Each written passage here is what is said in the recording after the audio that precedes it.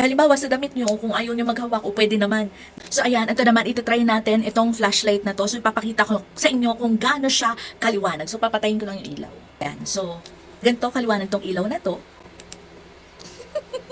Di ba? Liwanag agad. Isang pindot pa lang yan. Tingnan nyo sa likod Yan. Tapos dito, meron din siyang zoom. Meron din siyang zoom tsaka yung normal. So i-move nyo lang yan.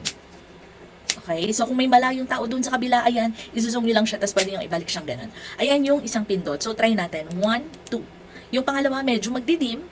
Yung pangatlo, ayan, sobrang bilis at yung flicker niya, grabe talaga. So, again, kapag ganyan, indicator yan na meron kailangang i-rescue or what. So, talaga makikita kayo agad. 1, 2, 3, 4. So, ang pang-apat, wala yung mismong flashlight dito, pero may ilaw yung mismong hawakan. Ganyan kadilim sa likod. See? Yung taas. Diba? Para lang din ako nakailaw talaga.